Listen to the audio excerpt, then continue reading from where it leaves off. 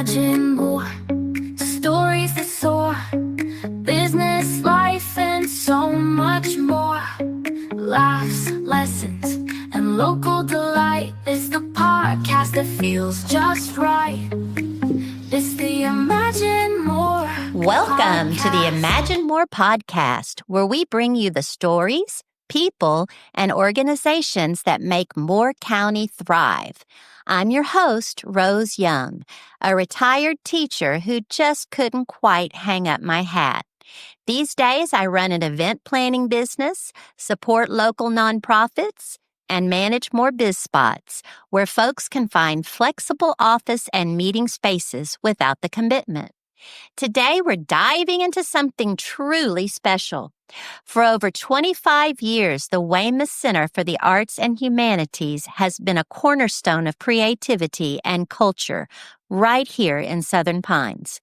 From inspiring writers to hosting musical performances, theater, and community workshops, Weymouth brings the arts and humanities to life for all of us.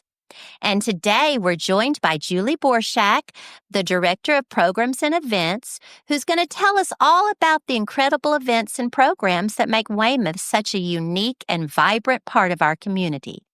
Welcome, Julie. Thank you, Rose. It's so great to be here in this house with the Spirits of Weymouth. Yeah, Is that it? we'll talk about that later. Okay, tell us what you do for Weymouth. Well, as you said, I'm the Director of Program and Events. And gosh, I think I do a little bit of everything. I work I know you do. Well, that's why I brought you in. I work on all of the musical events that are coming up. We have a Come Sunday Jazz series. We have a chamber series. We have a burgeoning writers and residents program that has writers coming in and out of the house. We have camps for kids, Weymouth Equestrians, lecture series, you name it. We've got it going on, girl. So tell us a little about what Weymouth stands for. I know that you've recently made a big change and opened it up more for everyone in the community. We have it. So the Weymouth House was originally the house of James and Catherine Boyd, and it was always open to anybody who wanted to come and walk through their property, walk your dog through there, ride your horses through there, and we still do that today. It is rumored that it was the home of the Southern literary renaissance during the 30s, and writers were welcomed in. Everybody from, Thomas Wolfe, Struthers Burt, F. Scott Fitzgerald, and a whole enclave of female writers, musicians. It just was a space of creativity through the years. And so cool. It was. And then in the 80s, after, Catherine Boyd passed away and she left part of her land to build Peanut Village, and then she left the other part to Weymouth Woods to become a nature preserve. The house just sort of sat idle until some community leaders went in and said, we need to turn this into a cultural arts center and make it open to everybody. Yeah. So it's been a process and ever evolving, but I think right now we are at the best that Weymouth has ever been. Nice. We have more full-time employees, more events happening, and just expanding with new things going on every month. Yeah, I was at the Peachgrass last weekend, and boy, was that fun. It was really fun. It was our way of being able to hold a fundraiser, but also offer up an affordable ticket to families.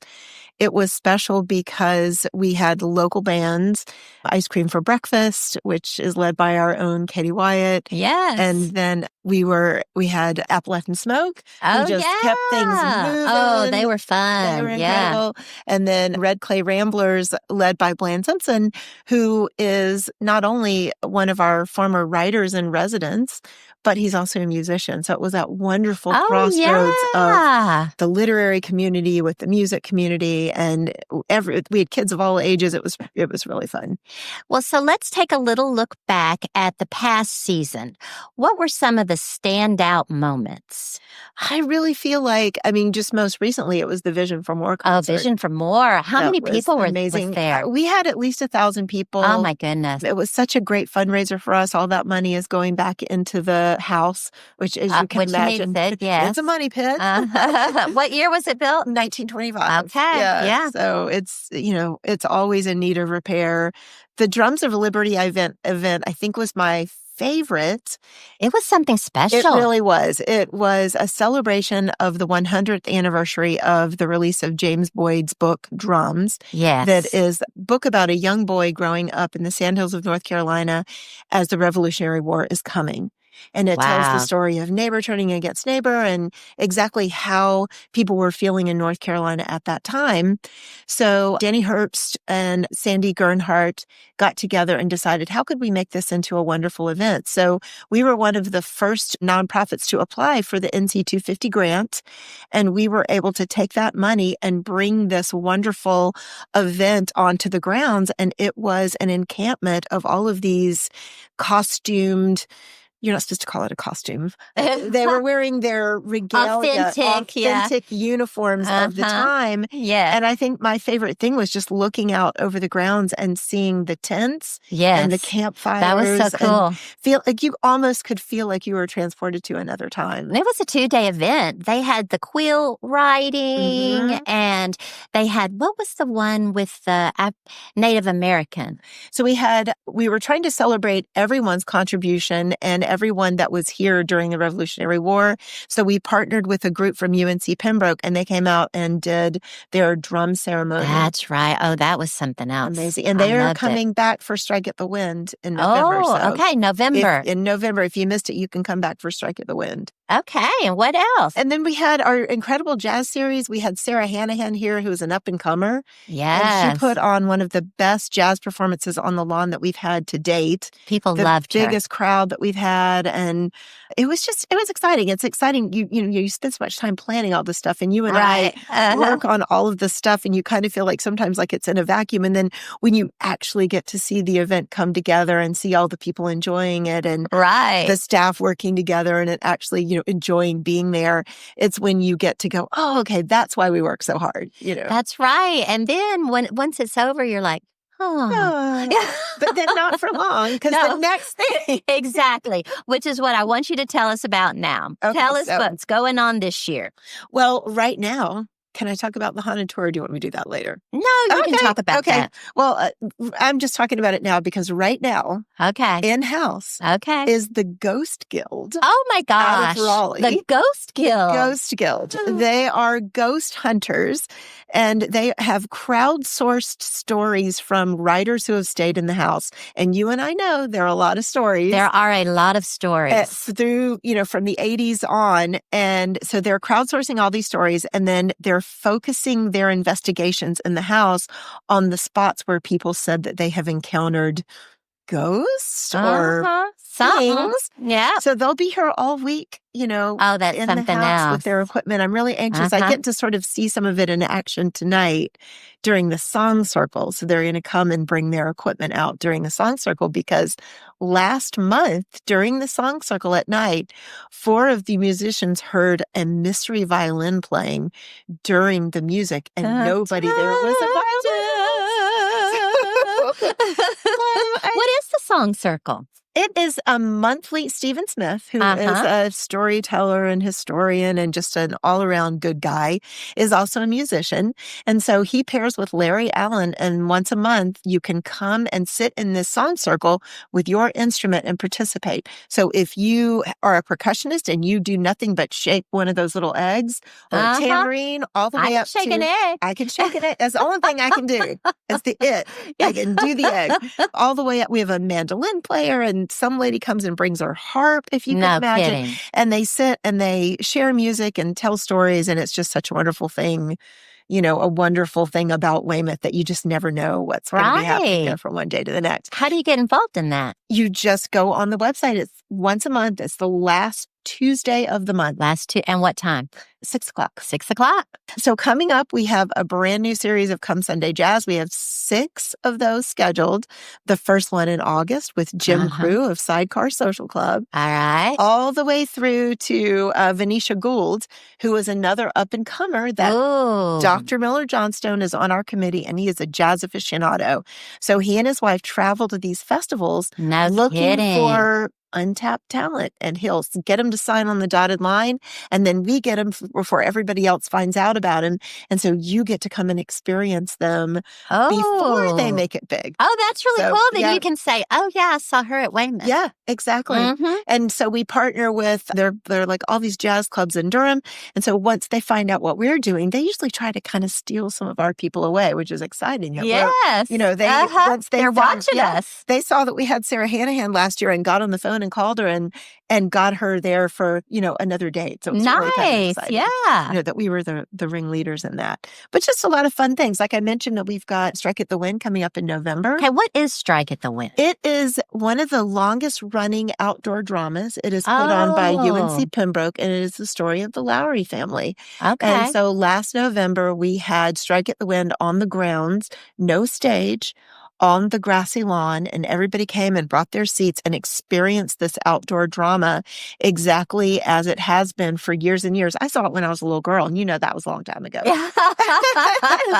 So we're doing it again this year, and folks will be able to come out on a Sunday afternoon and just enjoy this historic story and the performers surrounding that. So that's exciting. I've not seen it. Oh gosh, you're going to love it. You're being a drama person. You're really A drama queen. Yeah, drama queen. You're going to really love the production value of the songs and the dancing and everything involved with this. It's going to be a really good thing. And again, that's a $10 ticket, so it's affordable for everyone. Oh, nice. And for kids. Oh, good. So, yeah. All right, you got more. What's this chamber series? Oh, the chamber series. Okay, so we have a chamber series also. I'm excited about all of them, but I think the one that I'm most excited about is the NC Harp Ensemble. Oh, a harp ensemble? Harp ensemble. No. So the challenge will be, how many harps can we shove into? How many harps can we put into the church? We couldn't do this at Weymouth because there's just not enough room in the great room. But we're going to be able to bring out, we're hoping 10. 10 harps. 10 harps. Oh my gosh, can you Christmas imagine? Music. So oh, that's fabulous. I think it's going to be really beautiful. And that is, what church is that going to be at? Is it the Episcopal? Episcopal. Emmanuel Episcopal. Emmanuel Episcopal. Yep. So many things on my calendar, I bet. Okay, so the Haunted Tour has now come up, so we can talk about a little bit of the Spirits of Weymouth. A little bit of it. So the whole point of them coming is to be able to not only just investigate what the writers have had to say, but sort of put all of those things into a collection that we are able to keep in our archives. And we're trying to we've got some things coming up that we're going to bring it alive. Then we're not ready to announce it yet. Okay. But the general public will be allowed to come and hear the findings.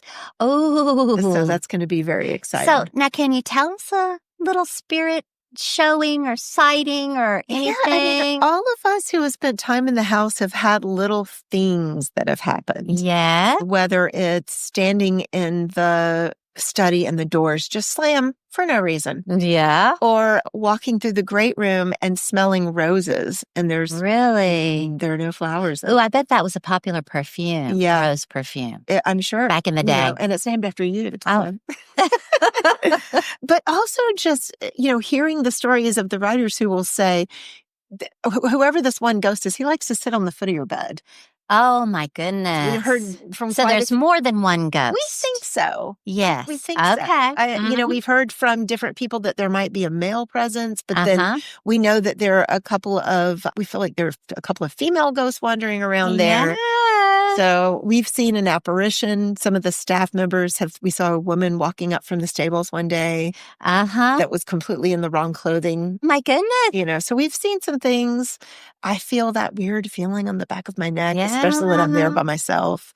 Not to the point where I don't want to go to work every day, but I definitely at night when it's really dark, don't really want to be there by myself. By yourself. Yeah.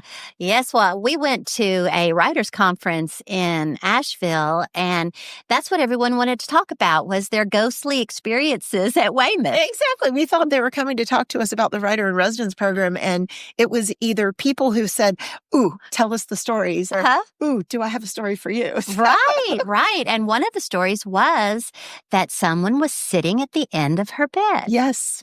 And we've heard that multiple times from different writers. And then also, wasn't it, all of a sudden taking the bed sheets Or the bed sheets. comforter, just throw the comforter off of you when you're in the bed? I spoke to Mimi Herman last night, who said that she was sound asleep and woke up to the bed just Oh!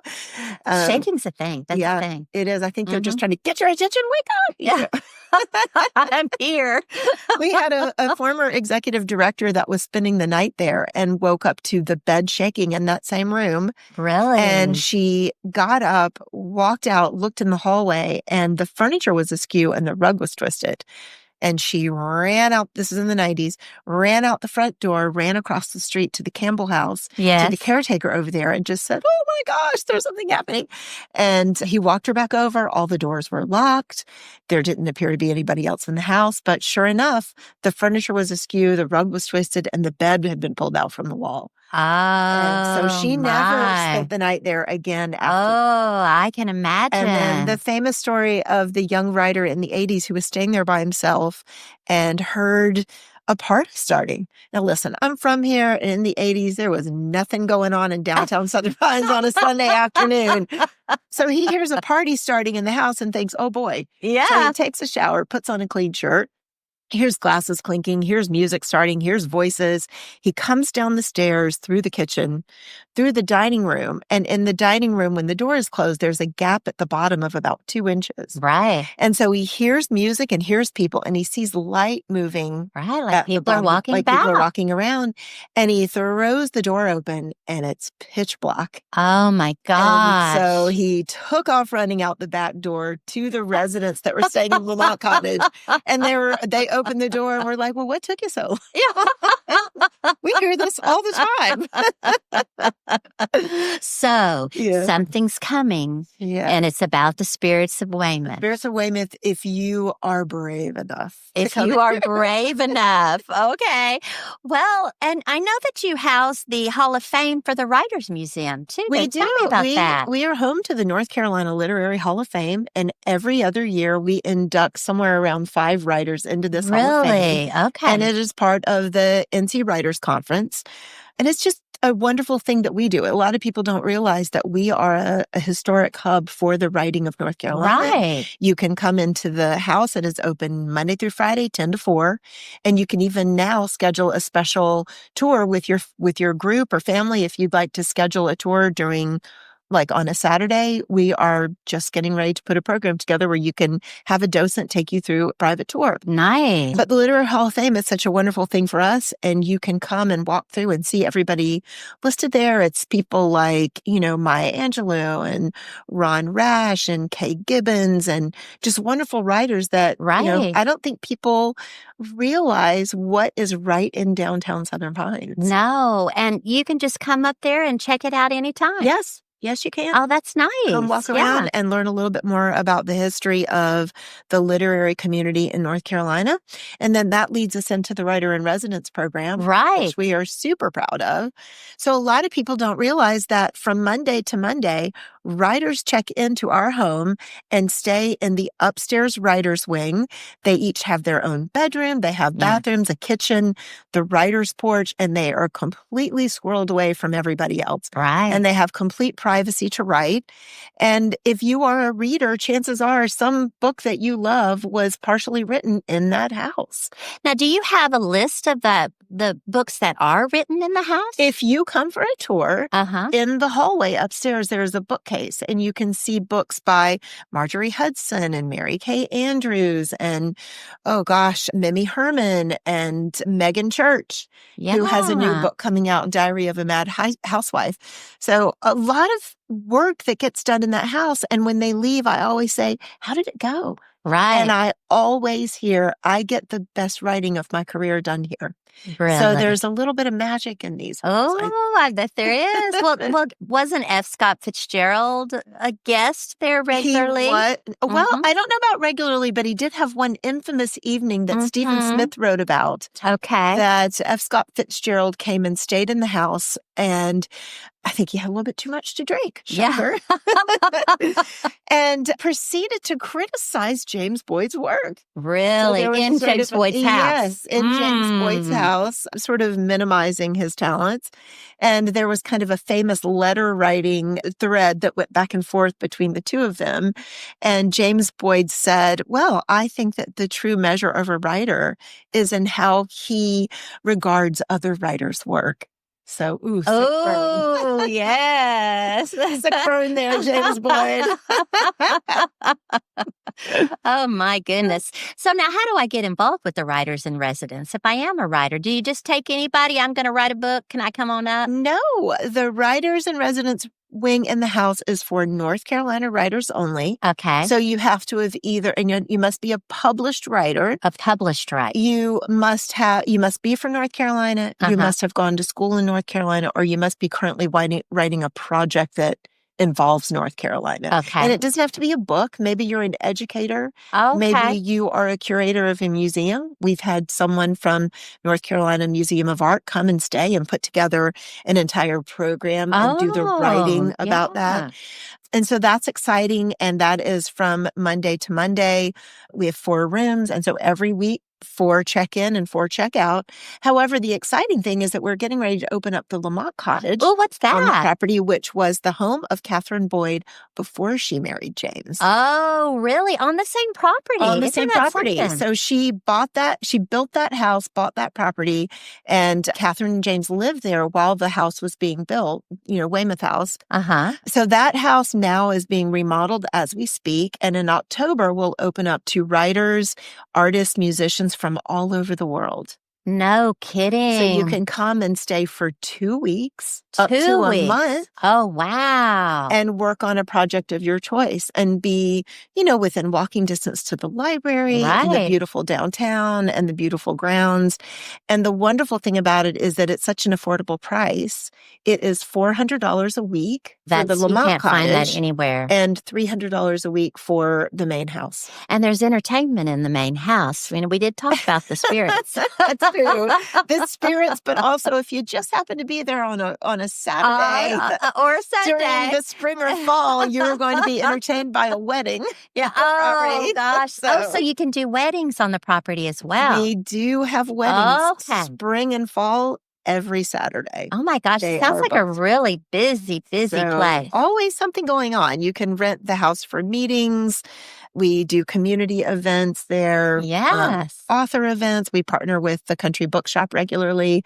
So when they have more than 50 or so people signed up for an event, they'll call us up and say, hey, really? Can we come on over? And that's a great partnership. And bring a writer. So this week we have Dante Poole, who is a well-known figure. He was a principal of one of the Moore County schools. Really? He is a writer. He and his wife are motivational speakers. So you are welcome to come. When is that? It's Friday afternoon at 6:00. Friday afternoon. This Friday afternoon. Friday afternoon. Now, is this a ticketed program where I need to go into? And open to the public? We would love for you to go online and register to just sort of let us know how many people are coming, but it's free and open to the public. Oh, that's wonderful. What Dante has to say. Oh, yeah. Okay. So now I interrupted you about the Lamont Cottage. My question was, how many writers can stay in the cottage? There are 4 bedrooms. 4 bedrooms. In the Lamont Cottage. Okay. The unique thing about that is that it's the first time that we've been able to offer a handicap accessible room. Oh, yeah. Because as you can imagine, in Trying the to get main upstairs. house, there's stairs everywhere. Yes. Yes. In and out of every single room in that house, it's 2 steps up and 2 steps down. There is. So it's hard for everyone really to get around in that house. But the Lamont Cottage, we had a study done and we followed all the guidelines now. So we have a room that has a roll-in shower and is accessible to everyone. So we're really excited about being able to offer that. Yes. Yes. So tell me a little bit about the fundraisers that you have so that you can sustain this property that you're talking about. We do. Our major fundraisers during the year are our Weymouth Wonderland. Okay, what is Weymouth Wonderland? It is a holiday-themed program that will be, I don't have the date for it. It's early in December on a Saturday. And we have vendors, we've got local entertainment, and then the house is open to be toured and every room is decorated in a different theme for Christmas. Oh, So I bet it's that's gorgeous. exciting to come in and be able to see that. We have trained docents to take you around for tours. That's exciting. And then our other big fundraiser is for Weymouth equestrians. Okay. So if you've been onto the Weymouth property, you've seen the barn. Oh, it's wonderful seeing the horses out And there. we now have nine 9 horses on the property. 9 horses, and they are part of our Weymouth Equestrians program, which brings children in from the Boys and Girls Club who would ordinarily not have an opportunity to ride. It pairs these kids with world-class trainers in the area because, we're famous we for our are, equestrian yes. community.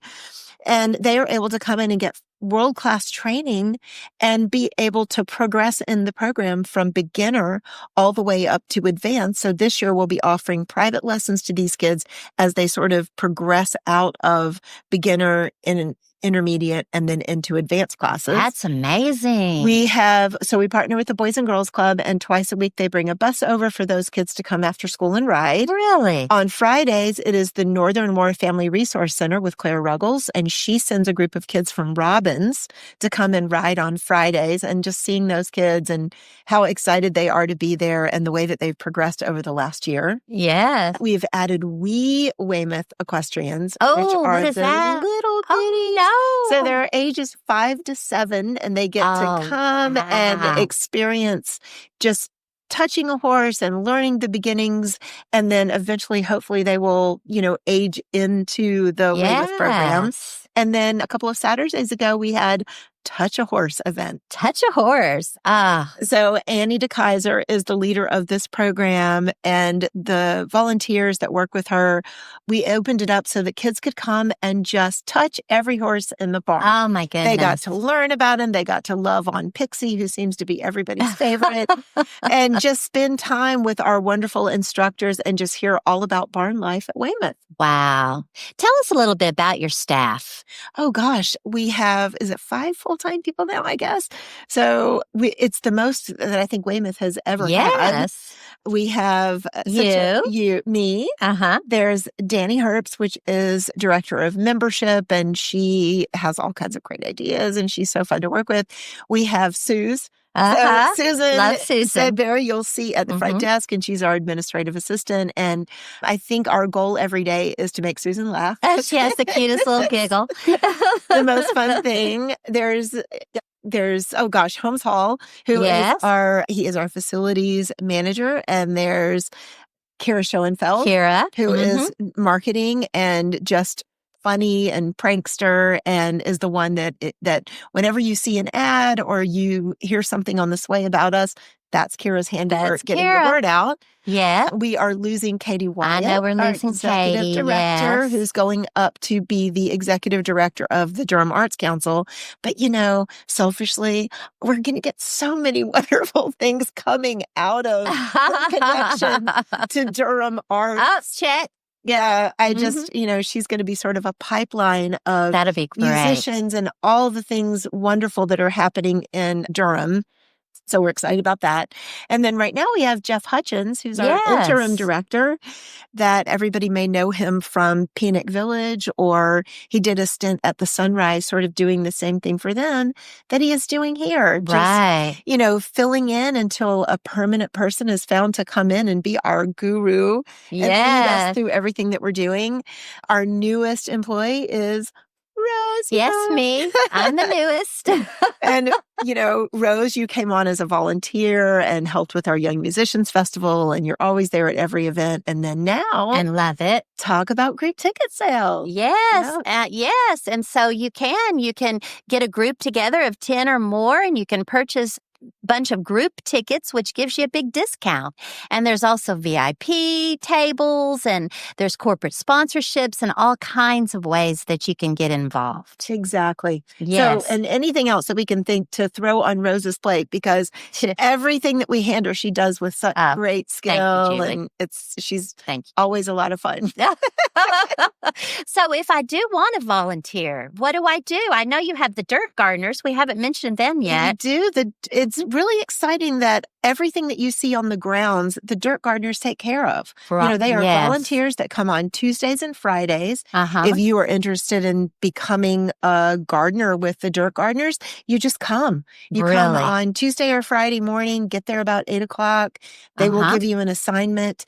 If you're a master gardener, we're always glad to have you. But also if you're just a beginning gardener. And also if you're somebody who's just got a nagging question about something happening in your garden and you have a question, come on over and grab one of those dirt Really? gardeners and ask them. They do a plant sale every spring, so they propagate plants that are local. And a plant sale that's is fabulous wonderful. because those plants are local plants. Right. And So they grow so much better. They're going to do great in your garden. So look for the plant sale coming up in the spring.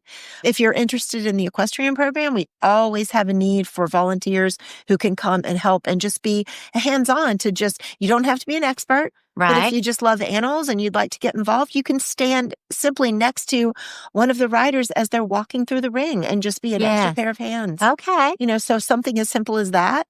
You could come and volunteer for events. We always need volunteer bartenders, volunteer ticket scanners, friendly faces at the gate to just help people get situated as they're coming in with their chairs. Uh-huh. We need docents for Okay. tours. So if you think that you might have a love of history, you could volunteer with Sandy Gernhardt, who I did not mention, who is our that's archivist. right. Yes. Who is she's the keeper of the secrets. She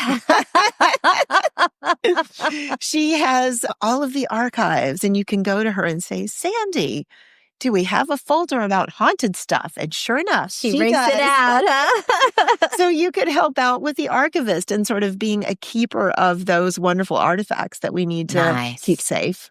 Yes. Okay. So now what about the women of Weymouth? I always hear women of Weymouth. The women of Weymouth, such a great group of people. When I moved back here after being gone for a long time, and, at my age, I'm kind of feeling a little invisible, and I'm like, I just need to find my people. Right. And We all need to find our people. You need to find your people. I got to Weymouth, and the women of Weymouth are this lovely group of women, mostly retired, but not all. Okay. And they come from all walks of life. They've all had interesting lives and careers and things.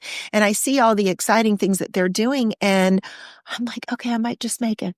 I think I see that there is life for me at 60. There's life for me at 70. But they meet once a month.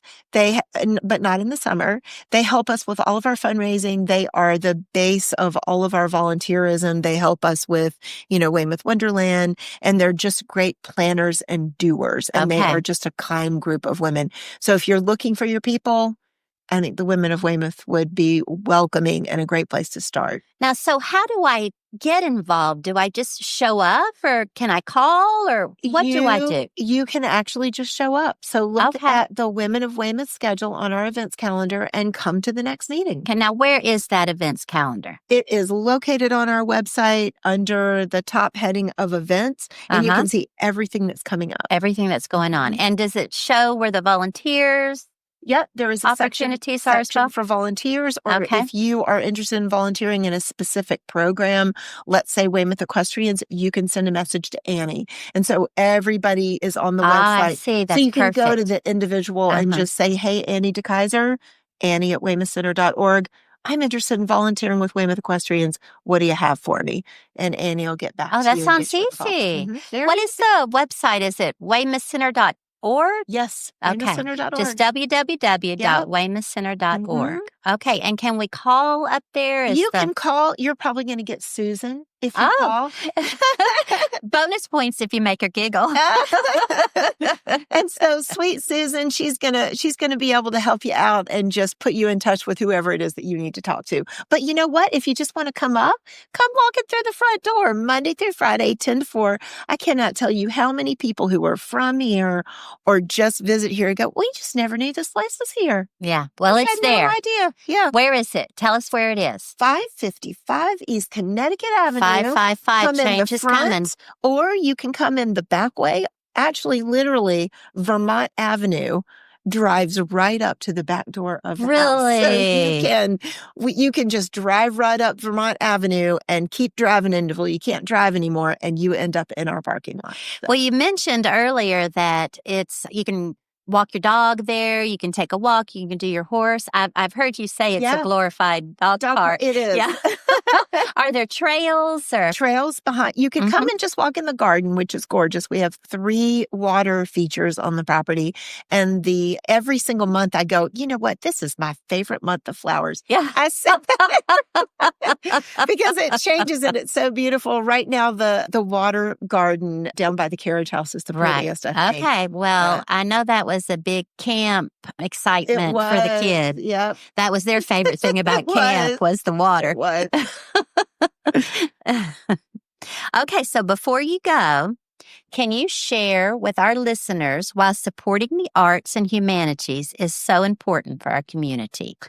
Gosh, well, right now I think we're in a time where people are just feeling uneasy, or maybe they're just feeling like they need more community. Weymouth Center for the Arts and Humanities is that community. Everyone is welcome, whether it's just walking your dog and looking for just a little bit of peace in your day, or getting more involved on a committee. But we pride ourselves on being a welcome place. A welcome place. If you I just feel like we're your people. If you are looking to learn more, to be more of a writer or more of a reader, or experience music for the first time, if you're a young musician and you want to know more about jazz or chamber, or if you're just looking for something to do on a Sunday afternoon, we are your people. Yeah. That should be our new tagline. We are your people. We are your people. We found it right here on the Imagine More podcast. We're your people. Well, and I also know that a lot of times in schools, the music programs are the first to go. The art programs are the first to go. And it's so important to keep those arts and the involvement in those arts with everyone. It is. I feel like right now, with all of the cuts to art programs across the board, whether it's, community funded art, or whether it is a camp, or money going in to bring in new, exhibits and everything, all of those things are being cut right and left. Scary. We don't rely on any national funding. So we are still able to move forward with our programming. We rely on our local donors. We rely on our sponsors. We rely on endowments that come from, someone who looks at us and says, we really believe in you. We are going to think of you in our will, which, is a big part of the money that comes in. So we're, from a $5 donation, all the way up to, thinking of us in your will, all of those things keep us going and keep that old money pit. The Weymouth house. Oh, you can imagine an old home. Yeah. And especially with so many people walking through it and going in and out and up and down those stairs. And yeah. Mm-hmm. So eventually the goal is that we will have a new building out in that field under the water tower. Yes. And it's something that Katie Wyatt started the ball rolling, and the board is very Katie. keen. Yes. Yes. The board. So there's a board that runs it, or? Yep. Mm-hmm. We have a wonderful board of directors. They're all wonderful people in the community that come from so many different backgrounds, and they are able to, lend their expertise to us. Yes. Who is your board president right now? Glenda Kirby. We love Glenda. She is just a force of nature. Yeah. Glenda comes in and you can walk up to her and say, Glenda, I'm wondering about this. And within 10 minutes, she comes back with an answer. Really? And she's like, how can I help you? She's got more energy than the rest of us. Oh my gosh, does she ever? So we love Glenda and just all of the people. Andrew Lyons was our past president, and he's still on our board. Bill Mountcastle. We have Dr. Miller Johnstone, who I have a special affinity for because he's the chair of our Arts and Humanities. Yes. And I work most closely with Miller, and he's associated with First Health. And honestly, one of the nicest people you could ever meet. So, So I heard music, I heard writers, I heard art, I heard community, I heard gardening, outside, animals, equestrian. I mean, I haven't heard you say it's everything. It's absolutely everything. It's everything. It is. It's all of the wonderful things that make life worth living, all of the ways that you treat yourself to little special things, music, writing, art, the ways that you Yes. express your soul. That is what we are all about. I love that. All right. So something I do for each guest is to write them a jingle. Oh, gosh. Here is the jingle for the Weymouth Okay. Center.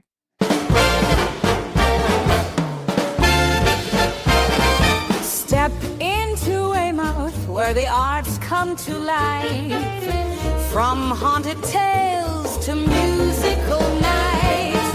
Writers, artists, and stories to tell. Weymouth Center, where creative 30 dwells.